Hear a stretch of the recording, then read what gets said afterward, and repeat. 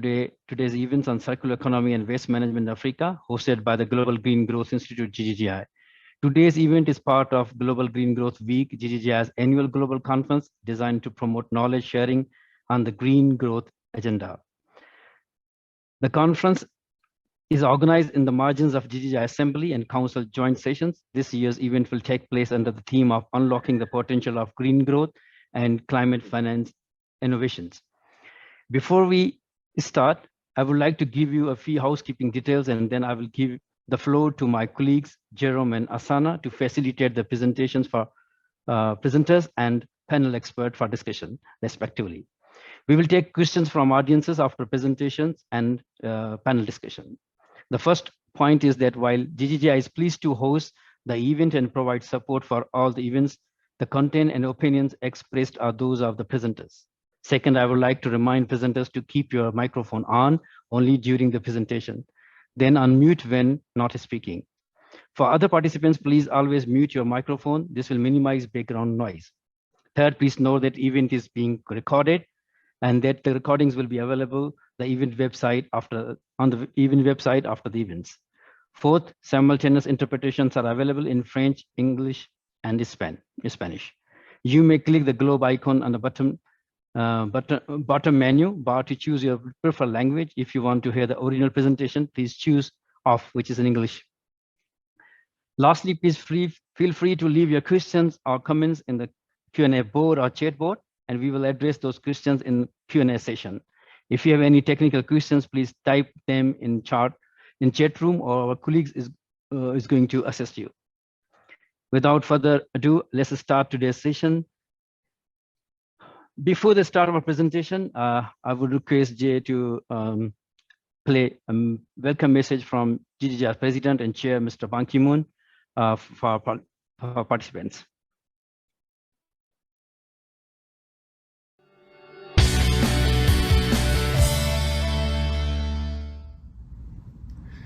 Excellencies, distinguished participants and guests, ladies and gentlemen, I'd like to welcome all of you to this year's Global Green Growth Week, organized by the Global Green Growth Institute. Your participation is evidence that we, the global community, demand climate action, and I want to thank you for doing your part to drive and empower green growth. The climate crisis is perhaps the defining crisis of our times. Every year, we can read and hear more and more about the devastating impacts of extreme weather systems, and this year is proving to be one of the worst years yet, with the record floods, the droughts, and the heat waves, all of which lead to displacements from homes, food crises, and wildfires that disrupt and destroy the lives of millions. We are destroying our hope for a better future, and we need to work together to save our planet. I'm pleased to know that so many of you are coming together to exchange ideas, solutions, and best practices on how to advance the implementation of the Paris Climate Change Agreement, the framework which I helped establish during my time as the Secretary General of the United Nations. I'm especially pleased to know that many of you are joining from all corners of the world, including Africa, Asia, Latin America, the Middle East, and the Pacific, and many of the solutions to be discussed are coming from women and indigenous communities who are most affected by climate change. I encourage you to take full advantage of Global Green Growth Week and engage with one another as green growth champions and practitioners.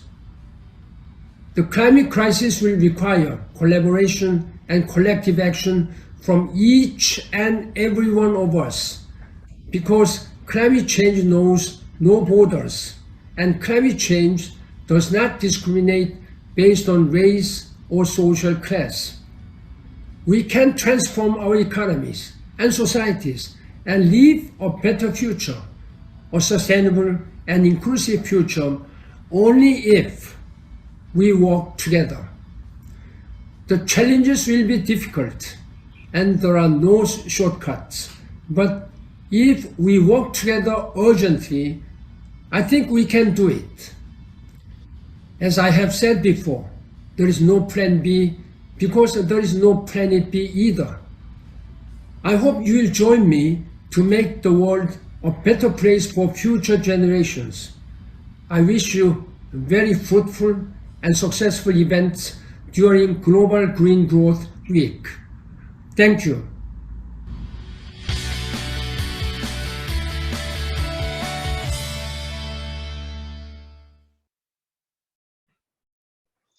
Thank you, Mr. President and Chair Ban Ki-moon. Now, before I request Jerome to take a lead in presentation, let me give you some background about waste and circular economy in the region. According to the World Bank report in 2018, Sub-Saharan Africa generates 9% of the global waste, which is equal to 174 million tons per year.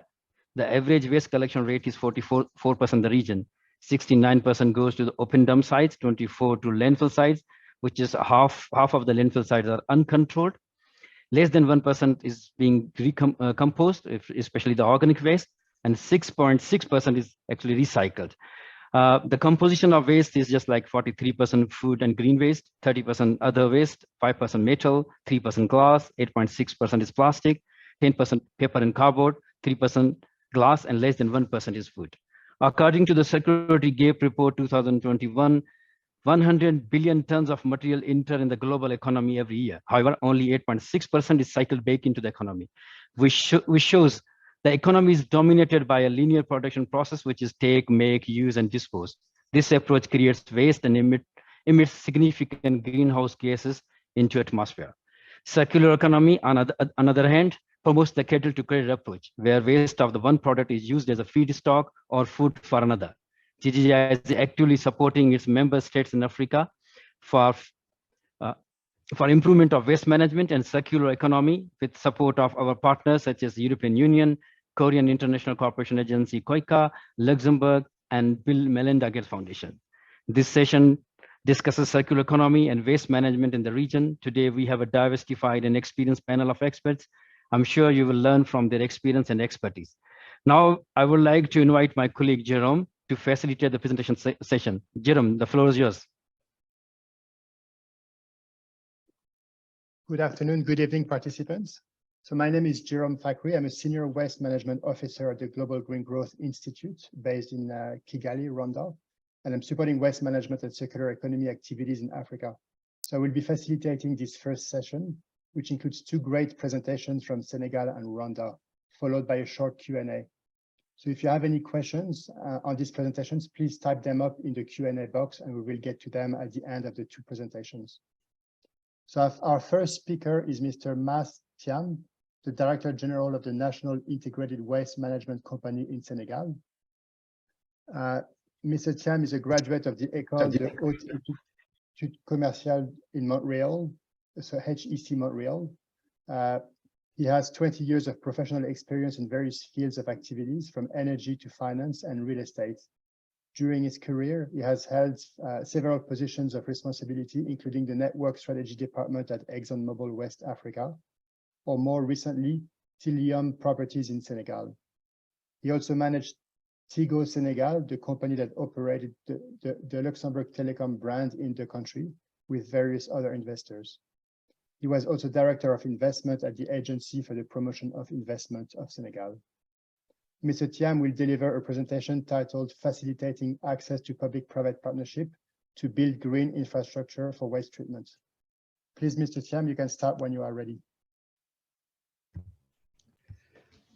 Thank you, Jerome, for this introduction. So I'm very pleased to have this invitation from GGI management in Senegal, especially Mrs. Hassana Aliou. And so just to hit the ground and run, I will try to take you through this journey in Senegal. Senegal, which is now one of the leading nations in West Africa. And as you know, the presentation's aim is to let you know what we're doing at the country level to put a step beyond what we call in ways to create green infrastructure for a better waste treatment in Senegal. So I will jump directly on the next slide of the presentation, please. So basically, in Senegal today, we have a population growth rate of about 2.7%, and half of the population is actually urbanized. And besides that, we're seeing also that as the population is very young, 60% of the population has less than 24 years now. So the consuming patterns is really changing. And all this is leading to a very poorly managed waste collection system. To make it clear, since Senegal was independent up to today, we have just been moving the waste from point A to point B. There is no infrastructure to treat waste in Senegal. And we're trying, besides all the international commitments that have been signed by the government of Senegal, to really introduce a real turnaround in the way we manage waste in Senegal, and also to get more involvement of people and also social impact on the population. Next, please.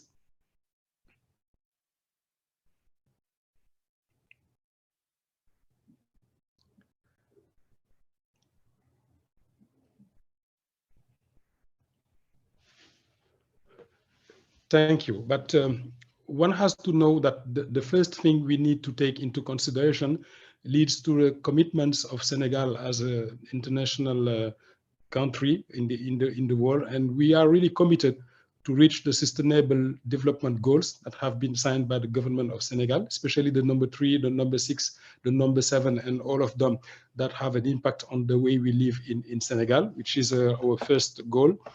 And the second one leads to Paris Climate Agreement that has entered into force since 2016. So all the strategies that we're trying to promote in Senegal are linked to these international commitments made by our government. Next, please. And then when we bring it to a national level, the government of Senegal has set a plan, an economic plan called PSE, which stands for Plan Sénégal Émergent to 2035.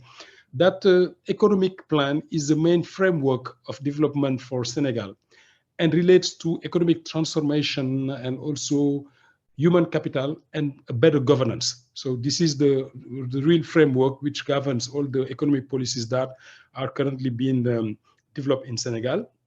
And secondly, our president has launched a big initiative called Zero Waste Program since 2019 now, which aims to introduce better ways of treating waste, generally speaking, all around the country. But we needed to look at the legal framework or competence, because since more than 20 years now in Senegal, the management of waste is the legal responsibility of the waste management has been broken down to local communities that we call municipalities here in Africa. But the problem we have now is that even if they have the legal competence, they are missing the financial and technical capacity. And that Act number 3 of decentralization had introduced that major change. But finally, the government is still pushing behind, and that's why UCG, which is the company I'm actually running, is still existing in Senegal and is also governing all the waste management system directly with the local municipalities and also the private sector. And that's why we're trying to promote this type of partnership between the states, the private sector, and also the municipalities, as they still have the legal authority on the resource. Next, please. So basically, what are our key priorities today? Creation of jobs. As I said, more than 60% of the population has less than 24 years as of today. We need also to create value out of the valorization of waste, especially plastic. We need also to introduce new financing mechanism through public and private partnership, because we are in an underdeveloped country and we will need to have these tools to fast track the implementation of our strategy. We need technical and technological support from outside. So private sector will be also strategic for us. And as I said previously, we will need to put ourselves in a continuous improvement process for the institutional, legal, and also regulatory framework. And that's why the government has decided to create a new body, which is called SONAGED, Société Nationale de Gestion des Déchets in French, which will be governing the whole sector of waste in Senegal, and which will be also the regulatory authority when it comes to waste treatment and management. And finally, we will also need to promote investment, international investment, and also local private investment to put it together and have a winning strategy. Next, please. So what are the key challenges that we are facing today? The biggest one is that all the services are now focused into Dakar, the capital city, and also some of the main cities in the inland country, which is not good, but because we need to have a national footprint. And we have also a lot of issues around uncontrolled dumping sites, especially the one we have in Dakar, which is one of 120 actors in Dakar, in the capital city. But we have a project behind that under the name Promojet, who's trying to put it in a better condition and also implement up-to-date investments there to make it more green. So the ambition is that we need to stick to what we call the Green Cities program, in the introduction of sustainable tools and activities around waste collection and valorization. I'll come back to that. But the final objective is really to move into the circular economy, which means how do we valorize waste from the houses up to the final destination of the waste in the dumping sites that need to be upgraded to international levels. Next, please. So what do we have as an approach? The approach we're trying to promote is that we will create some, starting from where the waste is collected, I mean in the households, we'll try to promote filière of valorization depending on the category of waste itself. But coming back to our current session, plastic waste is a big issue in Senegal, and it accounts for almost 10% of the waste in Senegal. So it is a key priority for us. But reality is that we will try to introduce ways of treating different wastes that we have in Senegal and try to put them in areas where we will be able to create value, especially for plastic, as I said, for organic, and also for all the waste that can be converted into energy for cemetery and so on. So we are really building a big ecosystem, which goes from the households to the final step where we have the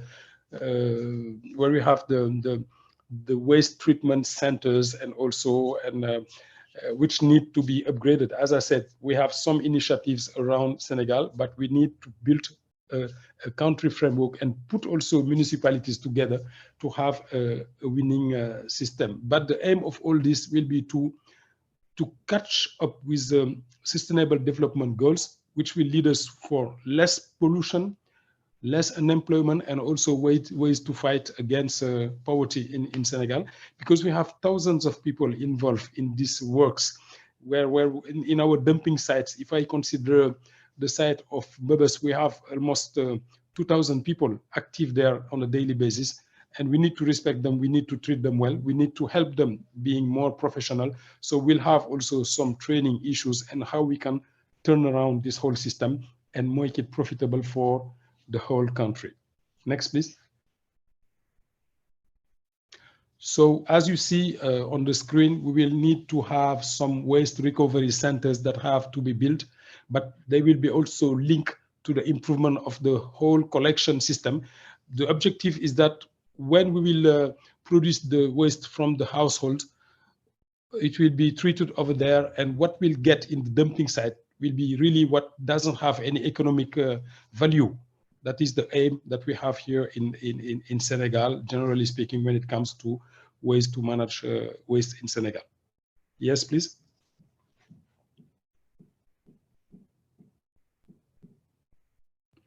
Yeah, and if you see on the end of the slide, you see the treatment chain that we're trying to promote. And as I said, our priorities is plastic, organic, and also all what we can transfer into energy and compost.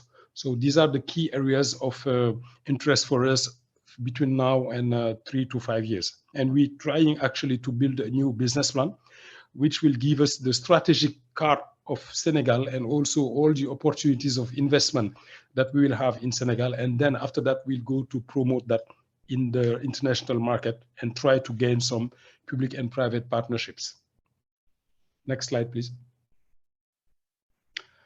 So just to confirm some few numbers, one of the key issues we have in Senegal is that it is a sandy country. So almost half of the waste that we're actually collecting is part of sand, and 10%, as I said, is plastic, and organic are just behind plastic. So that's why we really focus on plastic, and it's also the opportunity to say that we are very happy with what we're doing with GGGI in Senegal, especially in Touba, which is the second biggest country of Senegal, growing faster than Dakar.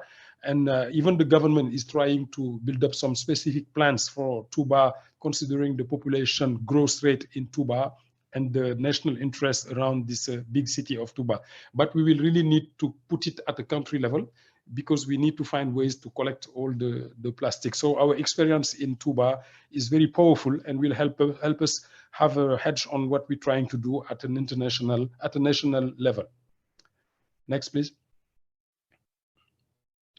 And as you see, this is the breakdown of the different waste types that we have in Senegal and the production per day, which accounts for roughly 8,500 tons per day. You have the breakdown here per category. As I said, half of that is considered to be sandy stuff without any value. So we really need to segregate the waste from the households so we can really take advantage of the wood, the plastics, and glasses and whatsoever. But that will need more investment and also more education of people here in Senegal.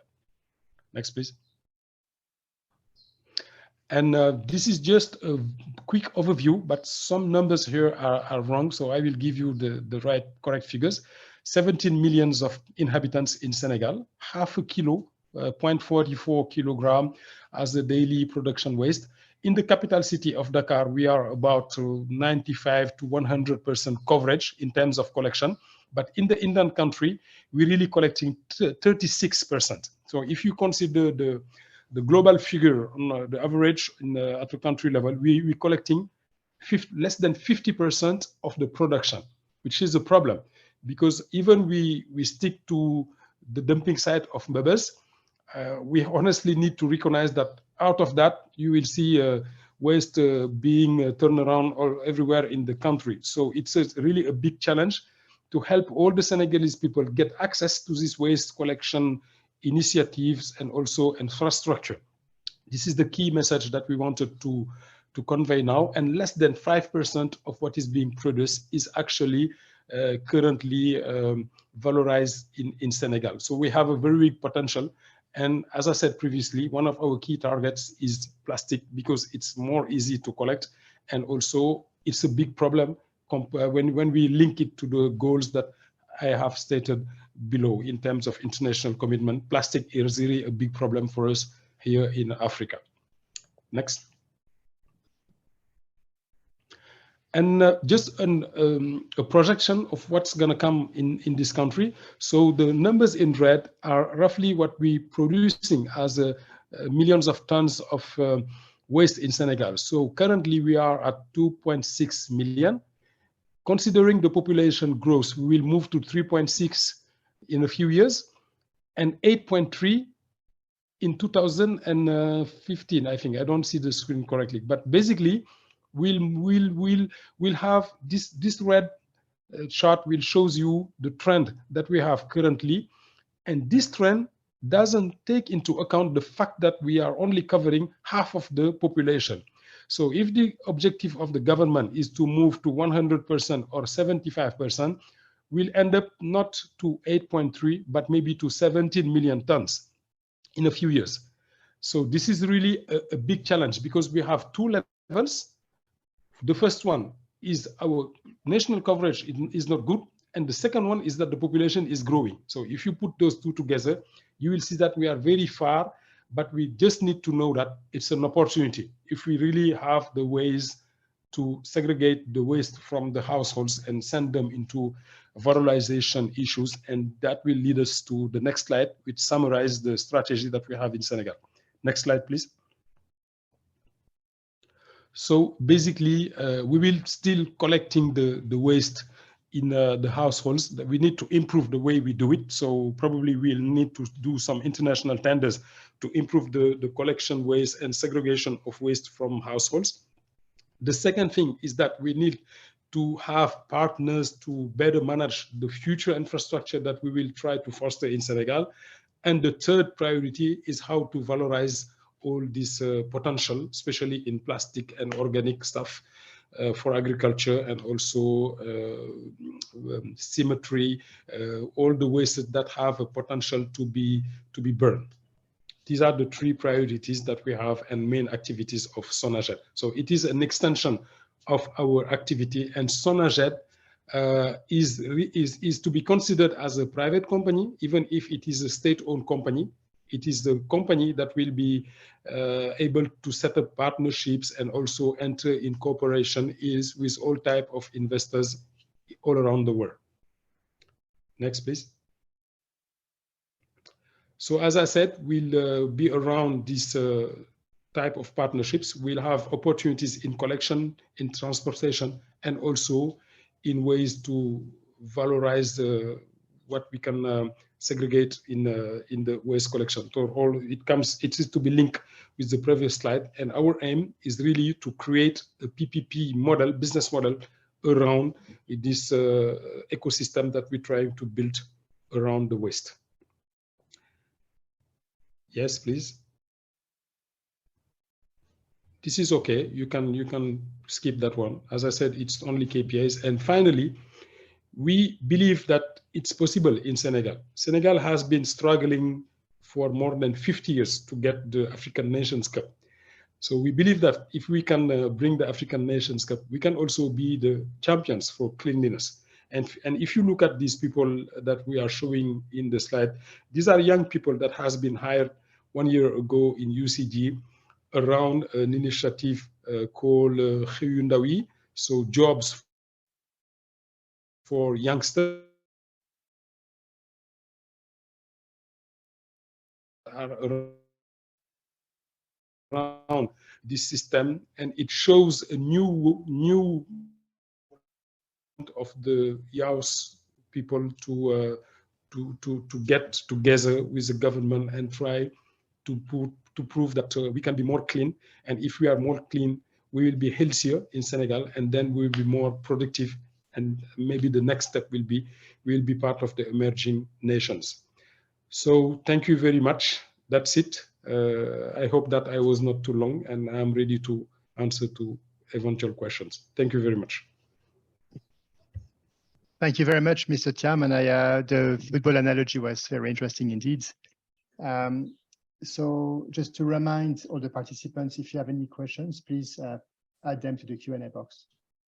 So our next speaker is Mrs. Beatrice Sisa, Director General of Environment and Climate Change at the Ministry of Environment in Rwanda. Mrs. Sisa oversees the development and dissemination of legal instruments, strategies, and programs related to environment protection, climate change, and pollution control in Rwanda. Through various positions and trainings, she accumulated vast experience in environment management. Before joining the Ministry of Environment, she worked at the Administrative Coordinator for Academic Affairs, Extension, and Applied Research at the Rwanda Institute for Conservation Agriculture. Prior to that, she served as an environmental audit and monitoring officer at Rwanda Environment Management Authority, focusing on compliance with environmental regulations. Mrs. Cesar also served as the Nagoya Protocol focal point for more than 7 years, managing various projects aiming at regulating access to genetic resources by drafting various strategies and plans. Mrs. Cesar will deliver a presentation titled Towards Effective Waste Management in Rwanda. Please, Mrs. Cesar, you can start when you are ready. Thank you, Jerome. Let me first start by thanking the GGI for inviting us to present Rwanda's perspective when it comes about waste management and circular economy. I think this Global Green Growth Week is a good opportunity for us to share our experience as Rwanda, but also to learn from different other countries and other members on how the waste management and circular economy works globally, so as to work together to deliver to the SDGs as one. Next. Let me start by just giving Rwanda at a glance. What we have, Rwanda is a small country and it's landlocked. And we have a growing population of around 12 million on a size of 26 point something square meters. So you see, it's a growing population with a small land. And we have the fastest growing economy. So with this, we see also growing population and growing waste as well, waste generation. So that's why we try to put in place different strategies, different policies, and different plans so that we can see how to deal with the waste we are generating, but also seeing waste not as waste, but waste as resources and opportunity to create jobs for Rwandans, for this growing population. Next. So our short, medium, and long-term national development agenda, when it comes about waste management, is really towards our 2050 vision, which aims for Rwanda to be a carbon neutral and climate resilient economy.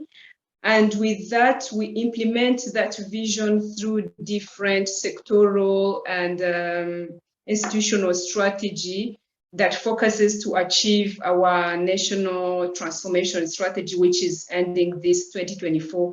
And we are now going to review this national strategy for transformation.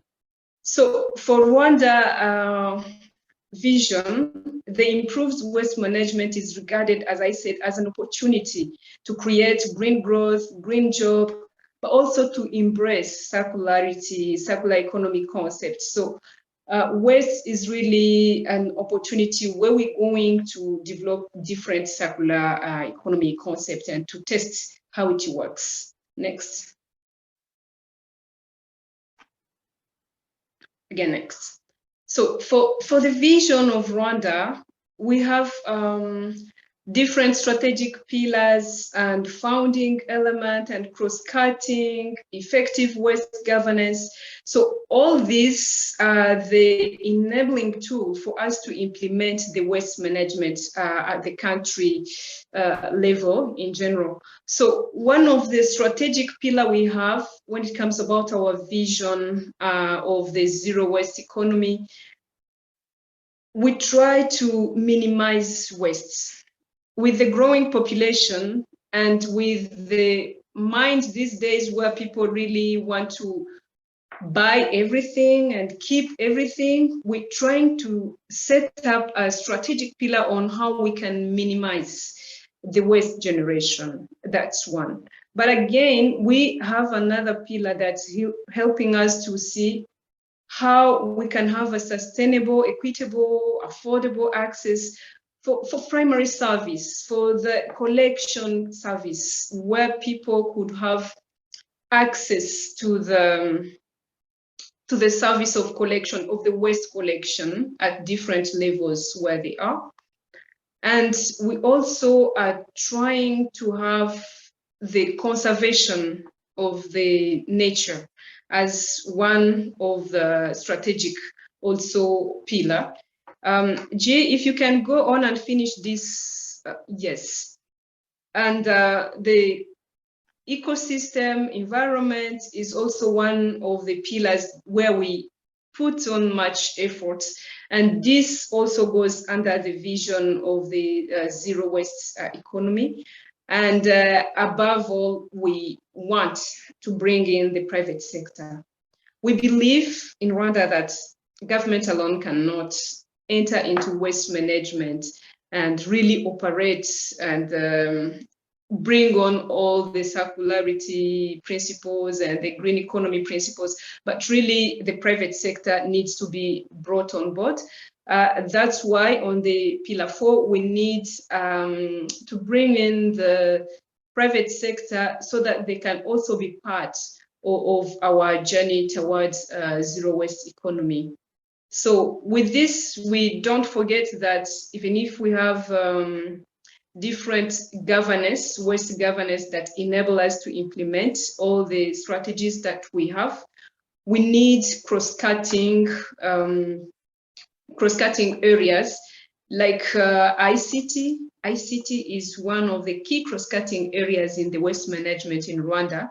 And with this, we are trying to see how we can create what we call smart waste management system. And with this, with the Ministry of ICT, we've tried what we called smart bins to see how this can work. This is a project where we have bins, but those bins do have different compartments where we have biodegradable, non-biodegradable waste, and they are placed in a public place at a village level or at a market level. And the trucks do not come to take when it's not full. They have signals. When the bins is full, someone sitting at the municipality will get signals that the bins at X point is full. Then the person will now also give the signal to the waste collectors company, so they also go to collect the waste. So you see, this is something that minimizes the time and also the costs, but also the energy footprint for the companies that would go and collect waste when their bins are not full yet, or try to circulate and then go from point A to point B to point C without having any signal. So this is one of the smart ways we are trying to see how we can minimize the way the collections, the time for collections, but also making the whole value chain of the collections kind of smart. We also have the green growth and climate resilience strategy, which also have different components of the waste management. So these are different policies that we have.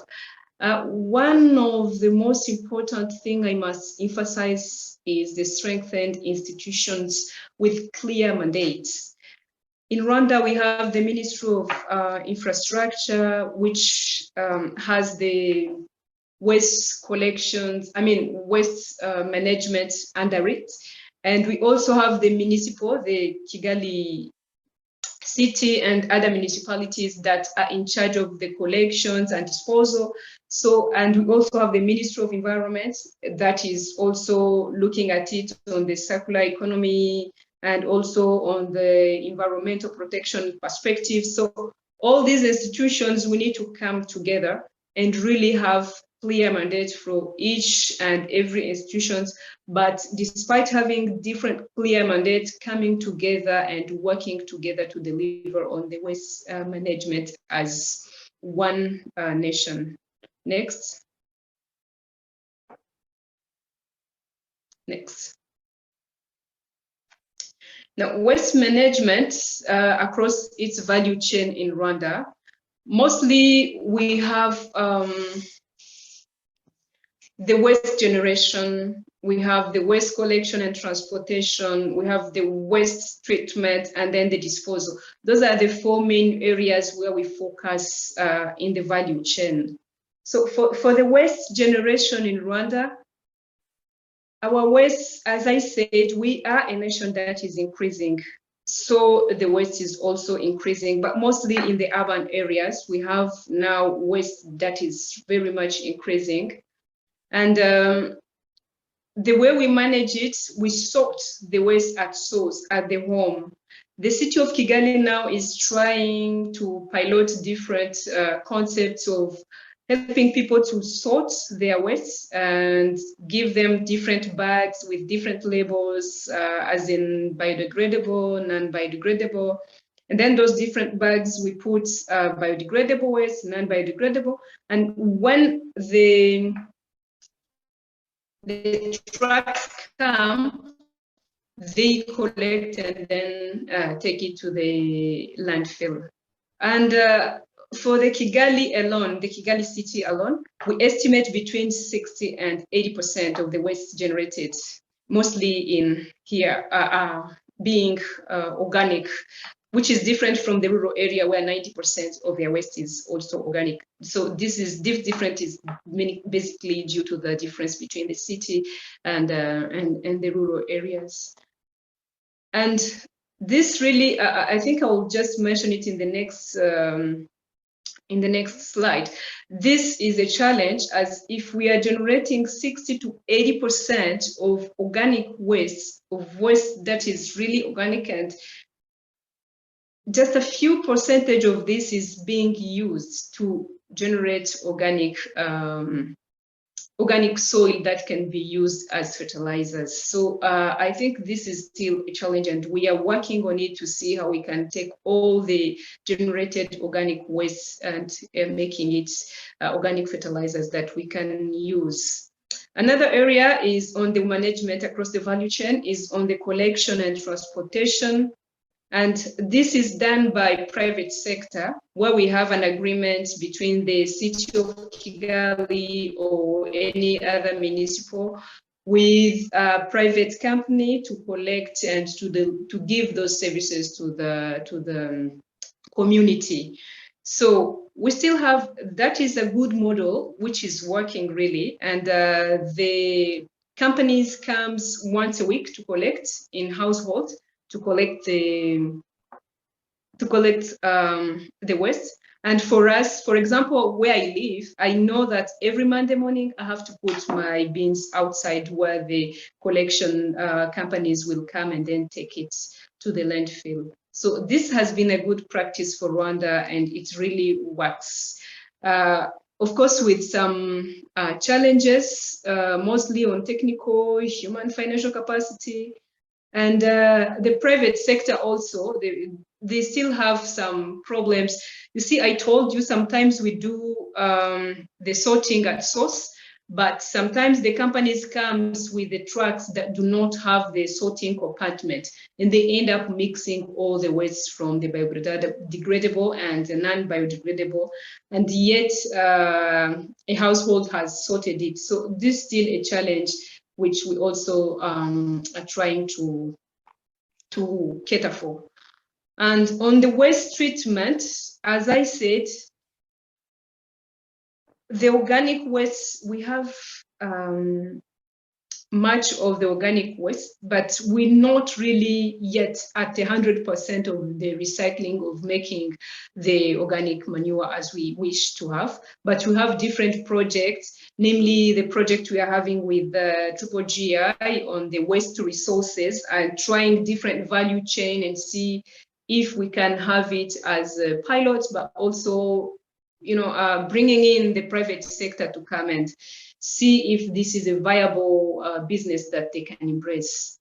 For the paper, the plastics, we have different companies, but at low scale, and we need to scale up these ones. And for metals, we have really good turn up with different companies, and this is not, in these days, you can't find metals just on the ground. Rather, really, the collection is high, and they take it for the recycling companies. And we have different recycling companies for metals, and they make different other materials, metal materials, out of the waste they do collect. So for the disposal, we do not have yet a landfill that is, how do I call it, a very good infrastructure, what you can see as really a machine or an industry that is having good structures from collection, from disposal, where they dispose, they wait at the interest. After weighing, they do separation with different machines, they do different value chains from different wastes. We don't have this yet. This is a dream that we really want to have, but we still have challenges over there. We are now trying with different equipment to see. And with this, the site we have, for example, in Kigali, the landfill, we have what we call the Nduba landfill, is operated by private sector now. And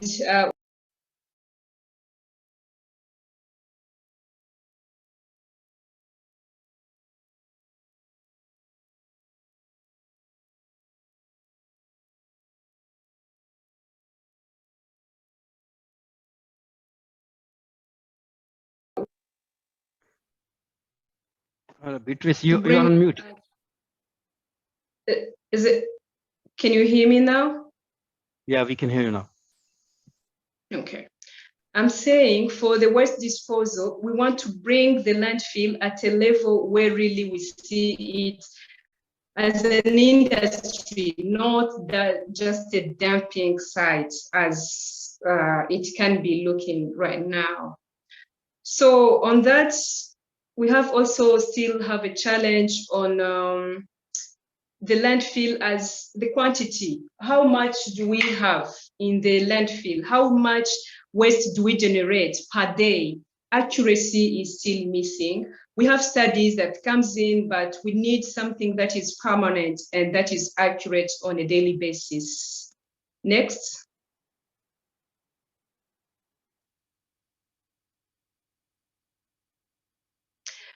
Yeah, so as I said, we still have challenges, mostly lack of data. We have also effective finance model for the public subsidy. We want to subsidize and leave this to the private sector, but what kind of model do we have to operate on? We still have challenges on that. And then private sector participation is still a challenge. That's why I said we are piloting some of the projects to see if we can for them to come. Human is still a challenge as well. And yes, infrastructure also a challenge. But despite that, we have also opportunities in the country where we have the strategies that prioritize the solid waste management. We have good policies. We have this centralization in management where the city is really taking care of this. We have the information system that is helping. And yeah, the compliance enforcement around this is also one of the key opportunity that we have and good strength that we.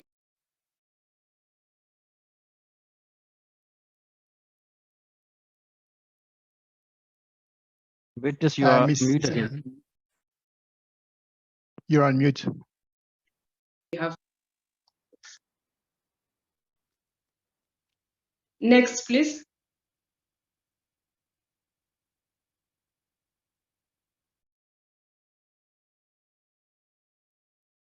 Beatrice, you're on mute again. And also, please, if you could wrap up within 1 or 2 minutes, that would be great. Thank you.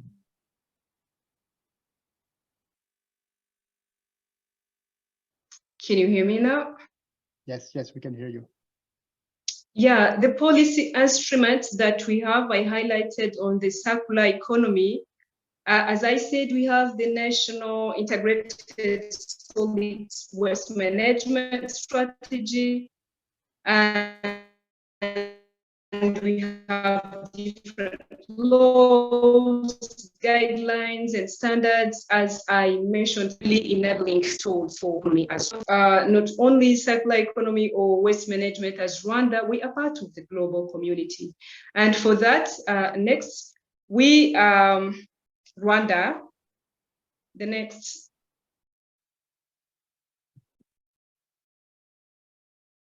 You're on mute again, please, Beatrice. Members of the Alliance on Circular Economy, and together with South Africa and Nigeria, and again together with Peru, we are now trying to, we have submitted this resolution that has been adopted during the UNEA 5 on the plastic pollution, and we are now trying to convince other countries and the global community to adopt the plastic pollution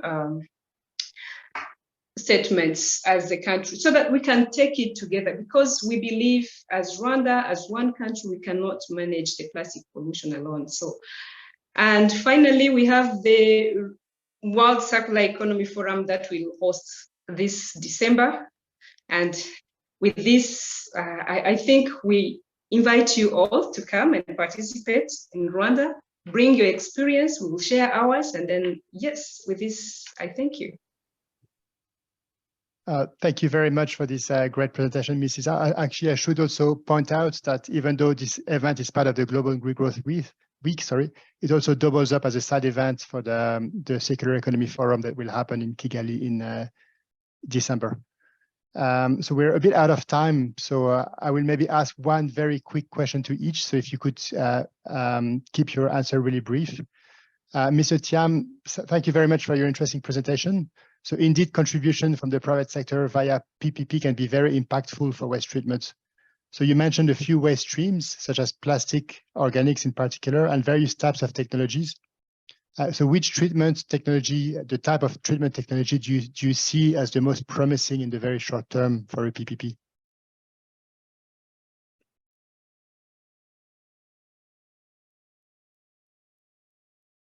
Mr. Thiam, can you hear me? You're on mute. Hello? Yeah. Yes, sorry. I was disconnected a bit. I have had one question. I tried to answer through the window. I don't know if it's okay. Let me see. I have answered. Okay, I don't see the. Okay. Okay, I see in the webinar chat. Okay. Yes, it's in the webinar. So the question was, what are the existing initiatives for inclusion of women and youth in segregation for from the source?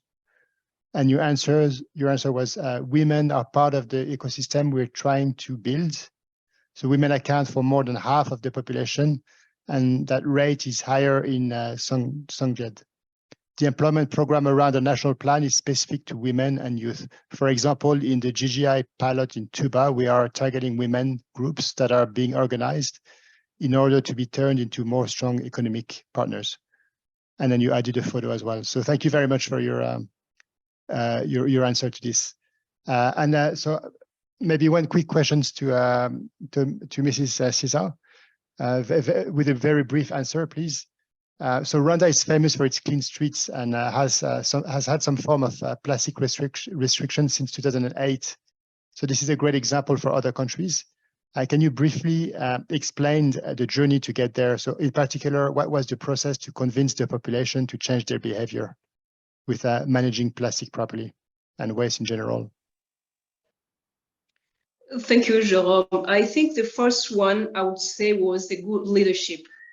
And with the good leadership, what we took as steps was to look back into our culture. What was it? What we call umuganda. How do we include all the community to come and work together to tackle this issue of the plastic?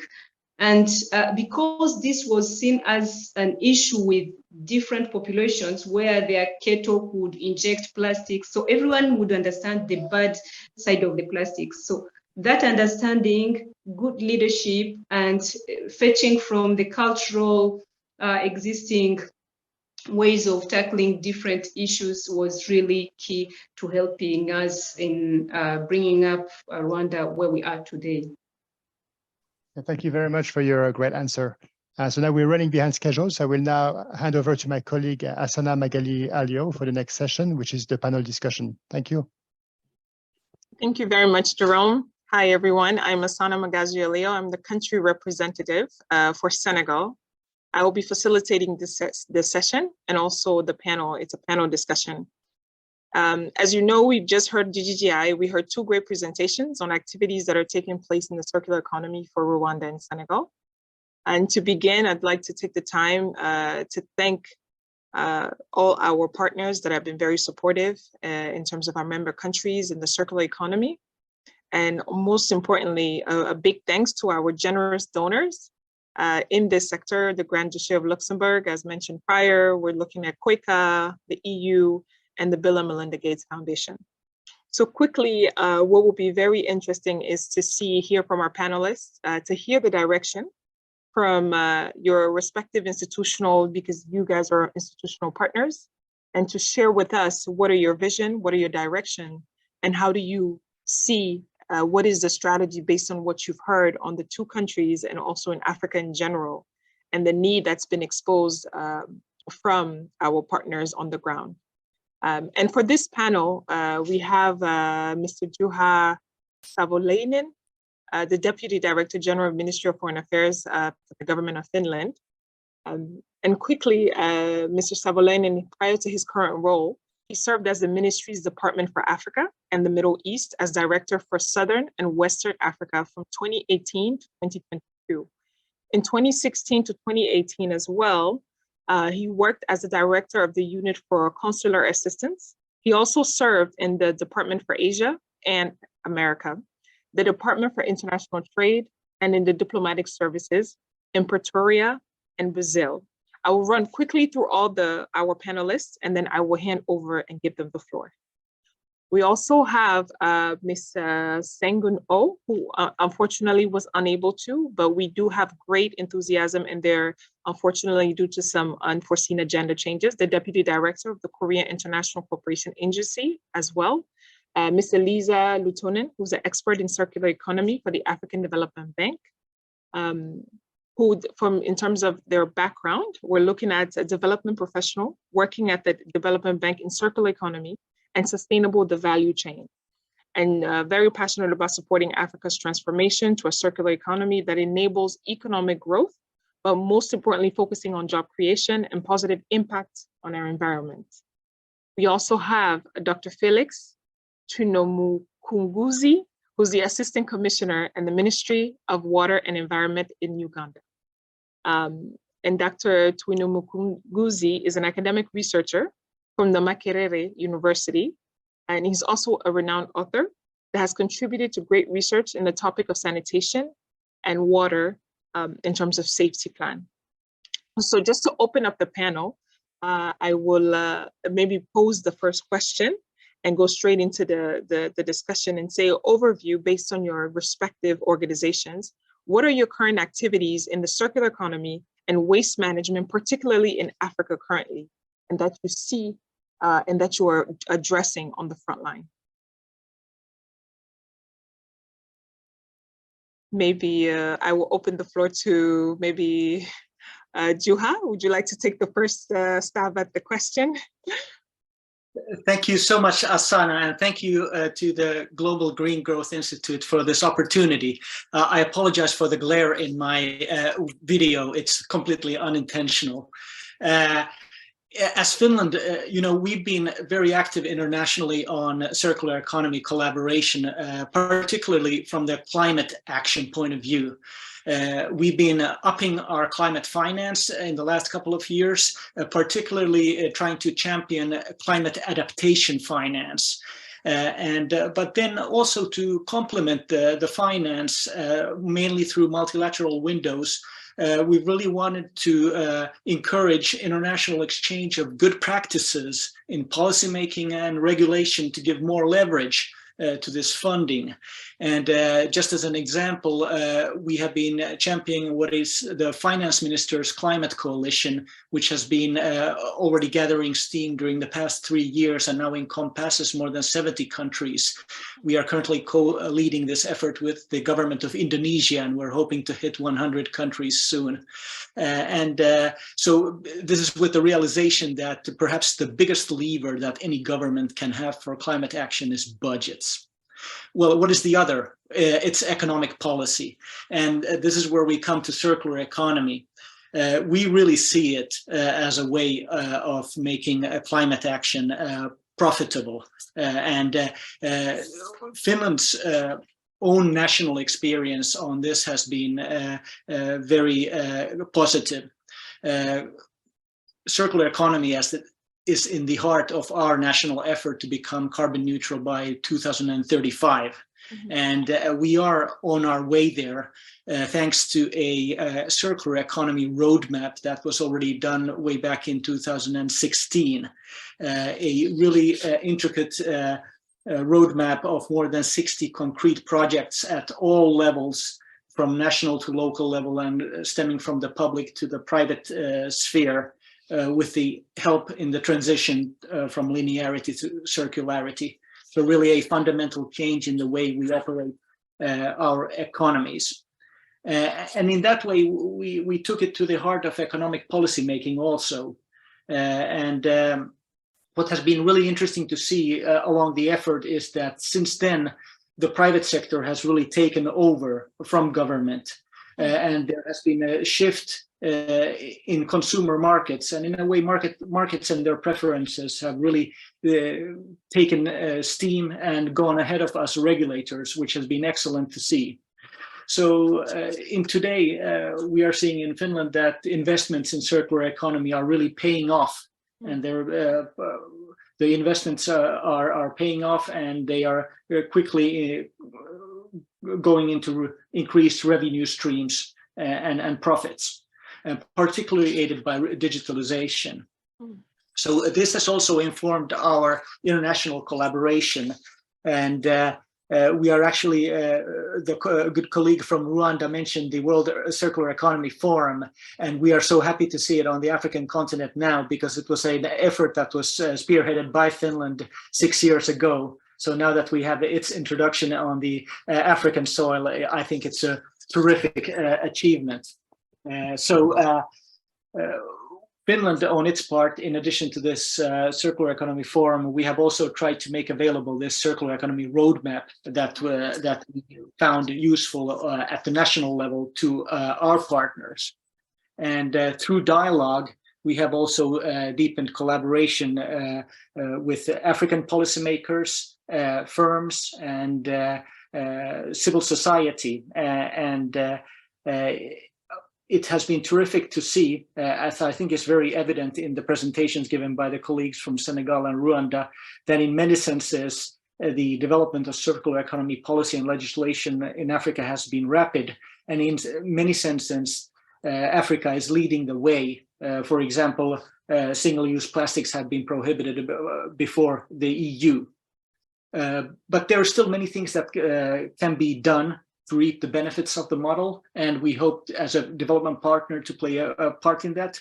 I think one of the keys to making circularity happen is making use of the digitalization of economies, which lowers the transaction costs between economic agents by a whole lot. We have our partner, the African Development Bank, along with us here, so I will save their description of our collaboration activities to that, but thank you very much. Thank you very much, Zohar. That's great. Maybe we should hand it over to the African Development Bank. Lisa, you have the floor. Yes, thank you. Thank you so much, everybody, and good afternoon, good evening from my side as well.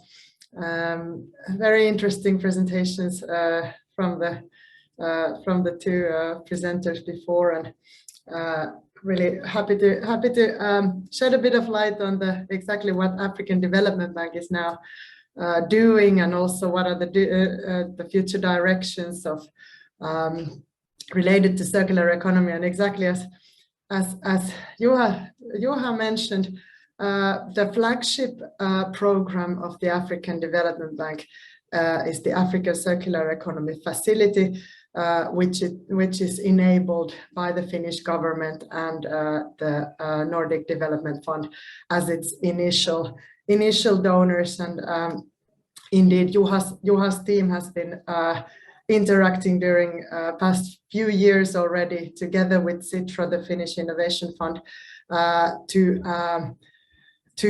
bring circular economy to a new scale also at the African Development Bank. And the fruit of this collaboration is indeed ASEF. And also another thing that we are doing now at the bank, we're hosting the Secretariat of the African Circular Economy Alliance.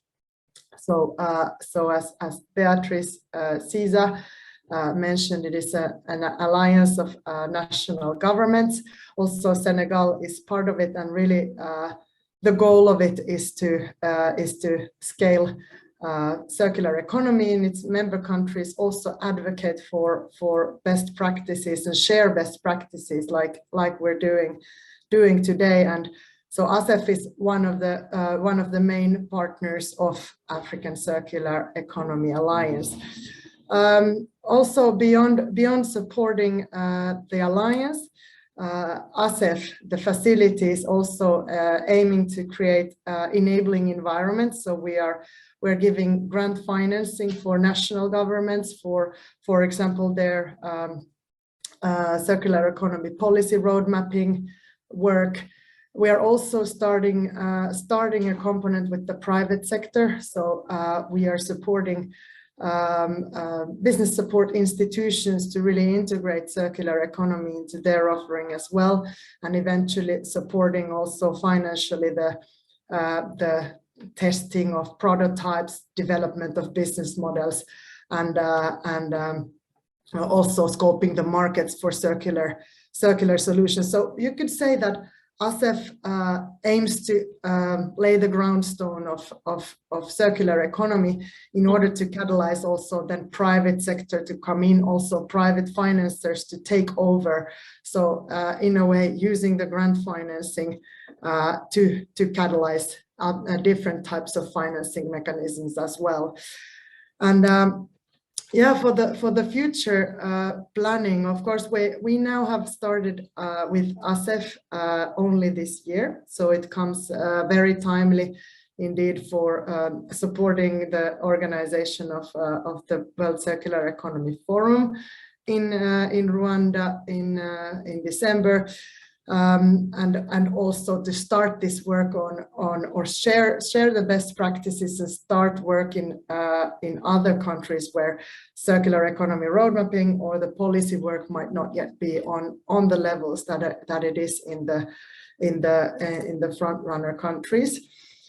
So the aim for the next couple of years is to scale ASEF first of all, so that it can have even more impact on the African continent on circular economy. Also, as we work together with the Alliance, one of our goals is really to get more member countries to the Alliance, also work with more strategic partners. We already are, for example, the government of Finland is a strategic partner. GGGI is our strategic partner, very valuable one.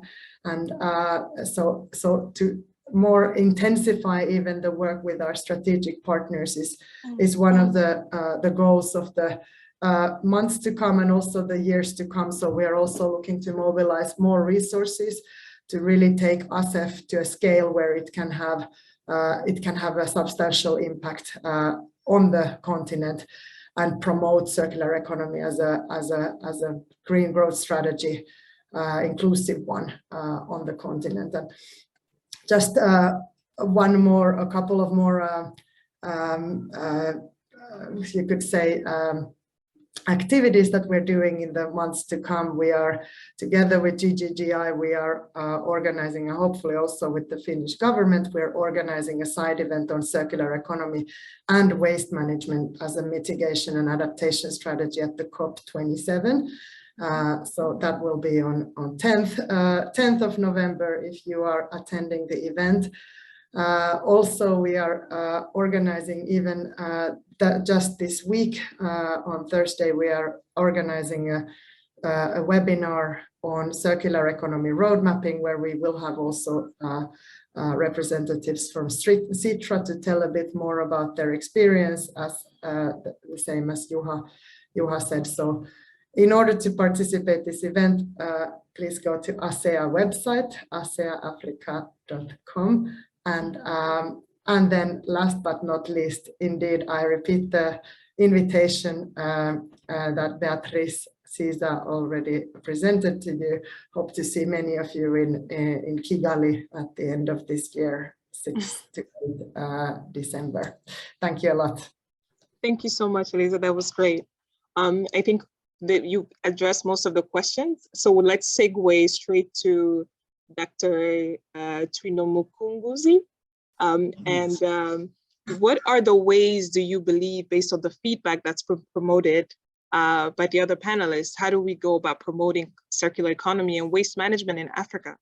And considering the limitations of resources, right? I know that we just heard some of the strategies that have been put in place by the Africa Development in Finland as well.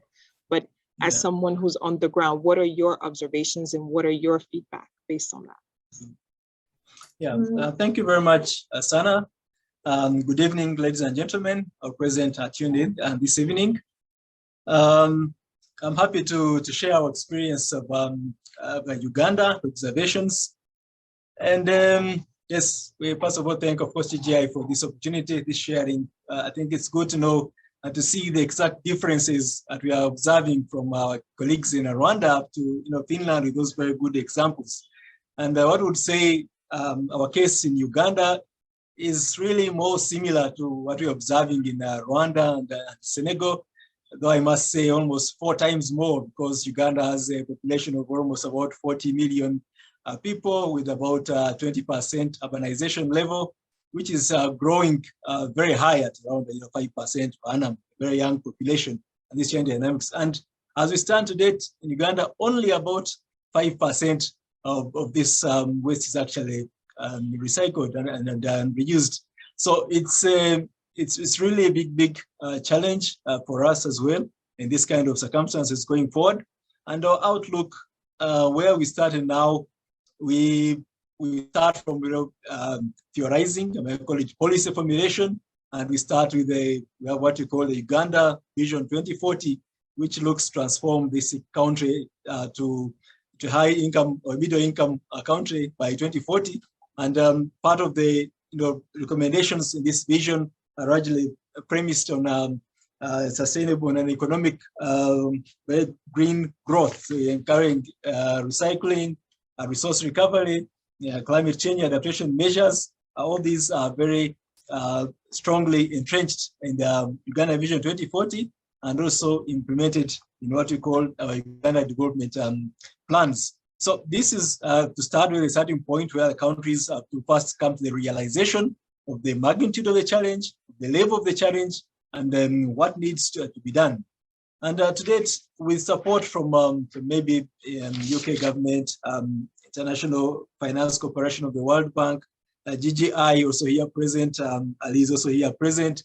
We are doing a lot of work in especially the Kampala area to really understand the magnitude of this challenge. I try to quantify and to characterize the waste that we are receiving, and also try to design strategies towards implementing this. We see the local governments as very big partners, or the municipalities as very big partners in really addressing this problem. So we have a lot of policies and strategies working directly with the city authorities, trying to come up with the ways of how to manage and to do the circular economy. And there are some also approaches where it's also beginning. It's a starting process. In the last 5 years, we've introduced high private sector involvement. And in the Kampala area, this is working quite fairly well at the stage of the collection.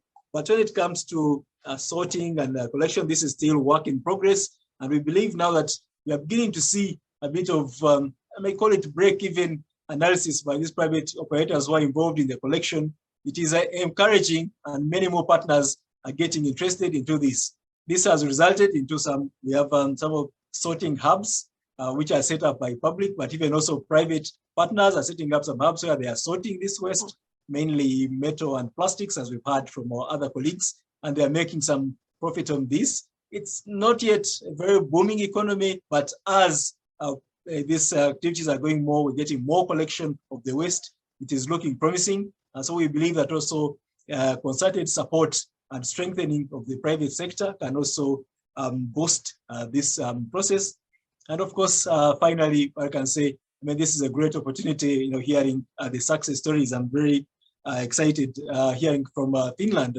This is a successful venture. So if we had some more of these exchanges and people beginning to see that, yes, in Finland it's working and these companies are already at a break-even level, the things will be very, very, very, catalytic. It will have a catalytic effect in our economies and our players. So we look forward to such more knowledge exchange and scenarios to encourage our players. Thank you very much.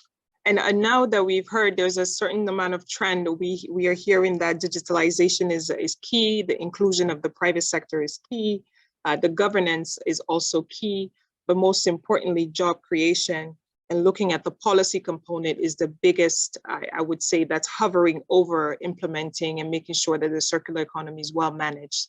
However, I'm not hearing, are there clear indicators of women in terms of female inclusion in the job creation sector?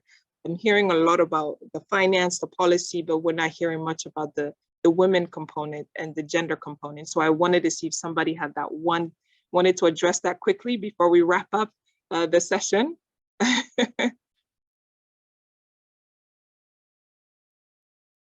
Well, perhaps I can just say that, Asana, you hit a key, and empowerment of women is crucial in all walks of the economy.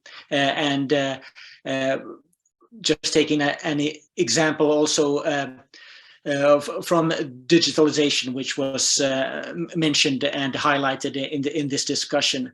When we devise the future backbone of the society, which is digital, I mean, we must make sure that it's not only green, powered by green, but that it's really inclusive and that it addresses gender empowerment, because only that way you can make sure that everybody has access to the future backbone of the society and can play a part in the economy.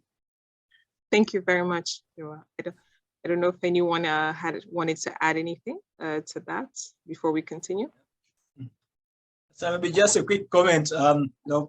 Just share example that we don't have the exact statistics, but in African West and West cities that have been stated, over 70% of the waste is largely household waste. And when you come to the African home setting, this is, I don't want to say direct, but this is normally a responsibility of the women in managing the homes of the waste. So the women gender issue is a very critical component, which is being specifically targeted in all our target improvement examples, because we see women as very critical, one at the generation point, who can also influence the separation, but also they have this specific feeling and they can be able to have more attached. In both, actually, we implement both in oral sanitation, in liquid sanitation, in waste, in water, also along the principles of what we call integrated water resources management approach. So women are a very integral part of all the communication campaigns and drive measures, and also involved in every activity that we implement for the case of Uganda. Thank you. Thank you very much to all our panelists. And now I think we're running short on time. Ali, are we open to take at least a question from the external participants?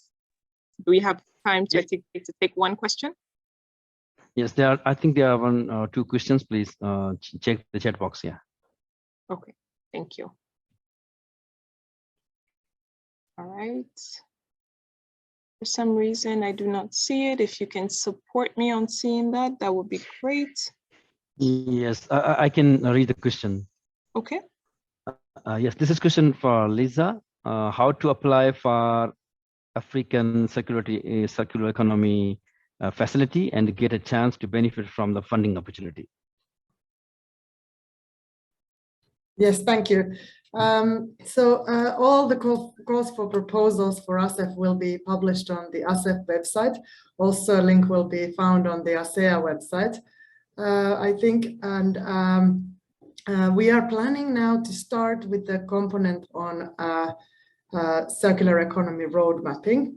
So that kind of a call for proposal will be the first one to be published, most likely towards January next year, now that the holiday season starts to approach, and also our circular economy forum.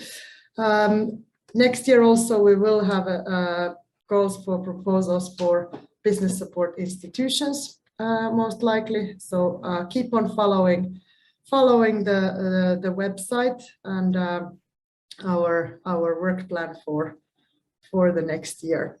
And just to clarify, we are just in the process of starting our activities. We have had the operationalization of the facility earlier this month. So we are really taking the first steps of ASEF just as we're speaking. Thank you. Did you want to take the next question, Ali? No, I think there are answers actually. Okay, there was only perfect. one question, and All there's right. only one question for our presentation will be available on all the food. This is not for the panelists. Perfect. I think the feedback is that it will be edited, revised, and then it will be sent or circulated around. So we'll definitely make sure that the revised version finalized by Sonaja de Mascham, and then we'll share it with everyone. Thank you everyone for such a fruitful discussion on circular economy, waste management. Thank you to the panelists for your time and your collaboration with GGGI. Your experience in the sector has provided us with a great insight on the work you're doing, your vision, as well as the direction and your openness to collaborate to continue to achieve those development objectives of the circular economy and waste management. The next thing is I will let our regional director, Dr. Mali Fofana, with the closing remarks to end our discussion and our event today. Thank you very much, Asana. And I would like to really start by thanking you all, the speakers, for the excellent, thought-provoking, talks and contribution to this event. And my deepest also gratitude goes to all who attend and help to make this such, successful events. Thank you again for this very interesting and insightful discussion. So we know that we heard, some great example from Rwanda and Senegal, and with some approach that can benefit other countries as well to really reduce the learning curve. And it was noted that both Senegal and Rwanda are working hard to find large-scale solution for managing, their waste, such as, source of separation to direct this waste to streams, to recycling facility, for recovery of resources. And indeed, we know that contribution from the private sector is quite important and will be really impactful, not only from the investment point of view, but also for technical know-how. And DJI is proud to assist this journey and see a lot of example that was raised from those countries. During the journey also, we hear very engaging panel conversation from the government of Finland and the government of Uganda, as well as the African Development Bank. It was interesting to hear action from Uganda government on the effort to tackle waste management using systematic approach. Again, involvement of private sector comes as part of the solution, and it's quite important that we can integrate that in that solution that we put in place. We also hear a lot, and I think we can learn a lot from also Finland on the success of the development of implementation of circular economy roadmap in Finland, and I think there's a lot that can our African country can learn from that, and also the willingness to share that lesson learned from the country support the road to circular economy, which is quite really that's interesting, and really glad to hear that from the representative of the government of Finland. Now, when it's come to collaboration within Africa, we know that Africa Circular Economy Alliance, which is the house of by African Development Bank, would be a great network of sharing thoughts, helping countries to learn from each other, helping countries to reduce the curve, but also creating partnership, more collaborative in certain way, in which DJI would be really happy to support that directions. We heard digitalization and job creation come out very strongly. And I really emphasize that one because that really helped to reduce the costing. And also in Africa, we know that youth becoming more and more important in our economy, but also we can create more jobs for them and strongly jobs that can support that climate change fighting as well. We all know that, as I've mentioned through our session, there is a World Circular Economy Forum coming that will take place during the 6th to 8th December in Kigali, both in person and virtually, right? I think it's a really great opportunity as a knowledge exchange. And we really recommend and advise everyone, if you can join it, that would be really fantastic, and a platform that we can share all of these things that's quite important. So I would like, on behalf of GTI, dear participants and speakers, would like to thank you for your presentations, for all the thought that you shared today during the conversation, and your time and expertise shared today, which is quite really appreciated. So I would like to also say thank you to the team for organizing this. I'm sure and I think quite confident that circular economy is part of the climate change solution and should be the part of climate change solution. And there is a lot of potential in Africa that we can seize. And I think working collaboratively around this can be the best way to find a solution, and more sustainable way, which creates a more job and also mainstreaming, integrating women a part of it as well. So in those notes, thank you very much again, and thanks for joining and sharing that as well. Thanks. Thank you very much. Thank you, everyone. We have Ali who opened this session. I will now hand it back over to Ali to close the session. Ali, I'm passing it back to you. Thank you. Yeah, thank you, Sanna, Mali. Yes, on behalf of GGI, I would like to thank you, the presenters, speakers, panelists, and the organizers for today's presentations and discussion. Your time and expertise shared today at the event are very much appreciated. I will also like to thank your audience for joining the event.